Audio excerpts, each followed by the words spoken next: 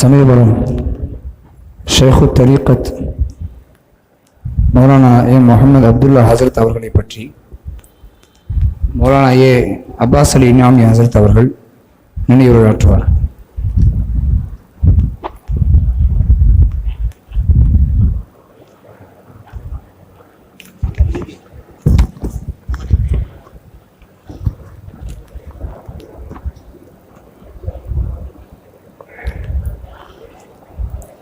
அல்ஹம்துலில்லாஹ், அல்லாஹு தாலா செய்த மாபெரும் கிருபையால் பாலக்கரை வட்டார ஜமாத் உலமா சபையும் இணைந்து நடத்தும் நானாமுன்னா பள்ளி நிர்வாகிகளுக்கும் சங்கமிகும் உலமாக்களுடைய இசால் சவாப் இந்த நிகழ்ச்சியை ஏற்பாடு செய்த பாலக்கரை வட்டார ஜமாத் உலமாக்களுக்கும் ஒவ்வொரு நிகழ்ச்சிகளும் எந்த இடத்தில் நடக்கப்படுகிறது தான் அசலான விஷயமாக இருக்கிறது. பள்ளியிலே நடக்கக்கூடிய நிகழ்ச்சி அல்லாஹ் அதை அங்கீகரிக்க கொள்கின்றான். இப்போ நம்முடைய உலமாக்கள் நம்மளுக்கு முன்னோர்களுக்கு இந்த குர்ஆன் மஜ்லிஸு வைத்ததோடைய நோக்கம் இளைய தலைமுறைகளுக்கு இது விளங்க வேண்டும், அவர்கள் எப்படியெல்லாம் உலகத்திலே வாழ்ந்தார்கள் என்று விளங்குவதற்காக வேண்டிதான் இந்த மஜ்லிஸை ஆரம்பிக்கப்பட்ட நோக்கமாக இருக்கின்றது.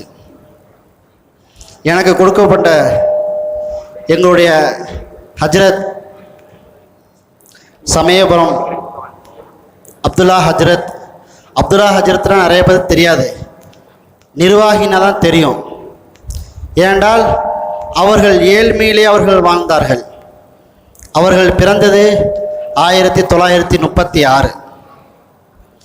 6 வயதுக்கு பிறகு தன்னுடைய தாய் தந்தையை இழந்து அவர்கள் தாவத்துடைய பணியிலே அவர்கள் தன்னுடைய வாழ்க்கையை ஃபுல்லாக இணைச்சிட்டாங்க. எப்போது 4 மாதம் 40 நாள் 3 நாள் இப்படியே தாவத்துடைய வேலையிலே செய்து கொண்டே இருந்தார்கள். அப்போதுதான் அவர்களுக்கு உள்ளத்தில் பட்டது, நம்ம ஒரு மதரசா ஆலிம்களை உருவாக்க வேண்டும் என்று ஆரம்பிக்க வேண்டும் என்று ஒரு ஆசைப்பட்டார்கள்.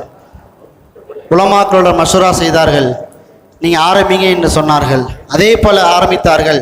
1963 ஆரம்பமாக காஜாமலையில் முதலாக ஆரம்பித்தார்கள். அங்கே ஆரம்பித்து எண்ணக்கூடிய மாணவர்களை வச்சு பண்ணபோது இடம் பற்றாக்குறையின் காரணமாக எங்கேயாவது கொஞ்சம் வெளியே போய் நம்ம மார்க்க பணி செய்யலாம், ஒரு மதரசா உருவாக்கலாம் சொன்னதான் 1972 புலிவளத்தில் போய் மதரசா ஆரம்பிக்கிறாங்க. அங்கே ஆரம்பித்து நூற்றுக்கணக்கான மாணவர்களை அங்கே உருவாக்கி ஆலிம்களை உருவாக்கினார்கள். அங்கே இடம் இல்லாதன் காரணமாக நம்மளுக்குன்னு ஒரு சொந்த இடம் வேண்டும். இப்போ நிறைய மதரசாக்களை பார்த்தீங்கன்னா சொந்த இடம் இல்லாமல் எவ்வளோ சிரமப்பட்டு கொண்டு இருக்கின்றார்கள் என்று நம்ம கண்கூடாக பார்த்து கொண்டு இருக்கிறோம்.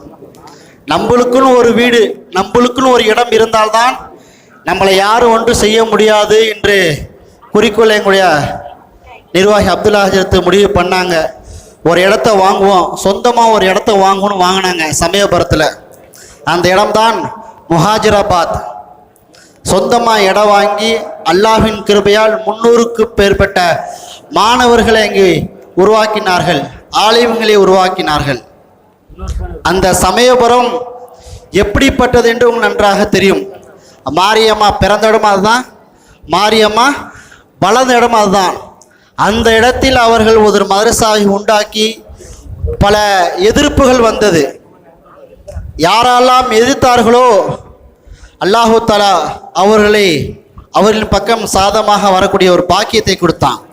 ஏனென்றால் நிர்வாகி அப்துல்லா ஹஜரத் அவங்க ஏழ்மையிலே இருப்பாங்க. அவங்க என்னைக்காவது யாராவது அவர்கள் வெள்ளை உடைகள் அணிந்திருக்கிறாங்கன்னு பார்க்க மாட்டாங்க. அவர்கள் கலர் ட்ரெஸ்ஸு தான், கலர் ட்ரெஸ்ஸு தான், கையிலையும் கலர் களி தான். ஆனால் தொப்பி மட்டும் நீட்டு தொப்பி போட்டிருப்பாங்க. ஏன்னா அவங்க ஆரிபாவுடைய முதல் ஹலிஃபாவாக இருக்கிறதுனால அந்த ஒரு தொப்பி மட்டும் நீட்டு தொப்பி போட்டிருப்பாங்க.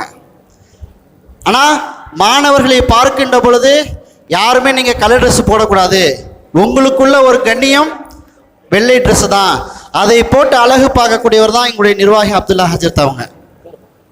அந்த நேரத்திலும் அவன் சமயபுரத்தில் பெரிய பிரச்சனை வந்துருச்சு, மதரசா ஒன்று உருவாகுது என்று சொன்ன உடனே அப்போது நிர்வாகி அப்துல்லா ஹஜரத் முடிவு பண்ணாங்க, இதுக்கு ஏதாவது ஒரு தீர்வு என்றால் வார்டு மெம்பர்லேருந்து பேரூராட்சி தலைவர் வரைக்கும் எந்த எம்எல்ஏ எந்த எம்பி ஆகஸ்ட் 15னா என்னங்க அவங்கள கூப்பிட்டு தான் கொடி ஏற்றுவாங்க, அவங்கள கொண்டு தான் வேலை செய்வாங்க. ஏனென்றால் நம்மளுக்கு ஒரு அங்கீகாரம் கிடைக்க வேண்டும் என்றால் இவர்களை வைத்து தான் அங்கீகாரம் கிடைக்க வேண்டும் என்று ஒரு ஆர்வத்திலிருந்து ஹஜ்ரத் இருக்கிற வரைக்கும் அது வருஷம் நடத்தக்கூடிய ஒரு பாக்கியத்தை அல்லாஹ் கொடுத்தான். சமயபுரத்தில் வந்து உணவுக்கு வழி இல்லாமல் பிள்ளைங்களுக்காக வேண்டி எவ்வளோ பெரிய தியாகங்கள் செய்திருக்கிறார்கள் என்றால் அங்கே இருக்கக்கூடிய எல்லா கிராமங்களும் தாவத்துடைய பணியுடைய வேலையை செஞ்சாங்க. ஒவ்வொரு நாளைக்கு ஒவ்வொரு கஸ்து போவாங்க, 2வது கஸ்து போவாங்க. அங்கே வீட்டு தாலையும் இது மாதிரி தாவத்து வேலையை செய்கின்ற பொழுது அப்போது நாங்கள் ஒரு மதரசா வச்சுருக்கேன் சமயபுரத்தில் முஹாஜிராபாத்தில், நீங்கள் அங்கே அவங்களுக்காக வேண்டி ஏதாவது உங்களால் முடிந்த உதவி செய்யுங்கன்னு சொன்னா அங்கிட்டு பார்த்தா வெளிநாட்டுக்காரங்க தான் நிறைய பேர் இருக்கிறாங்க. அவங்களோட விவசாயம் தான் ஃபுல்லாகவே. எப்போ அறுவடை வந்துருச்சோ அஜர்த்து போய் அங்கே போய் உட்காந்துருவாங்க, எனக்கு 2 மூட்டை கொடுங்க 3 மூட்டை கொடுங்கன்னு சொல்லிட்டு. இப்படியாக ஒரு வருடத்திற்குள்ள எல்லா உணவுக்காக வேண்டி தயாரிப்பை எல்லாமே ரெடி பண்ணிட்டு எப்படிங்க வருவாங்க அவங்க? மாட்டு வண்டியை வாங்கி மாட்டு வண்டியில் அவங்க பின்னாடி உட்காந்துக்கிட்டு எல்லா மூட்டையும் ஏற்றிக்கிட்டு அவங்க நைட்டில் வந்து இறங்குவாங்க. அதனால் மதரசாவுடைய பிள்ளைகளை வந்து யாருமே தலையிட மாட்டாங்க. அவங்களுடைய மதரசா தனி நிர்வாகம், அஜத்து நிர்வாகம் இருக்கின்ற பொழுது வெளியுடைய எல்லா நிர்வாகமும் தான் பார்த்துக்குவாங்க. ஆனால் உலமாக்களுக்கு மாணவர்களுக்கு என்னென்ன கடமைகளை செய்ய வேண்டுமோ அவ்வளோ செஞ்சாங்க. இப்போ பெருமை கிடையாது. நான் ஓதுகிற காலத்தில் நான் முதல் இப்திதாய் வந்து காட்டூரில் ஓதுனேன். தாருல் கரீம் அரபிக் கல்லூரியில் மீராஜத்தில் ஃபஸ்ட்டு அலிபி ஆரம்பித்தேன். அங்கே 1 வருஷம் இருந்துட்டு அப்போ என்னத்தங்க சமயபுரத்துக்கு 1 வருஷம் வந்தேன், ஓதுனேன். திருப்பி அலிபி ஓதுனேன். திருப்பி எங்கள் வீட்டை சொன்னாங்க, நீ அங்கே வேணாம், நீ அன்வார் ரூமுக்கு போன்னு சொன்னாங்க. அன்வார் ரூமுக்கு வந்தேன்.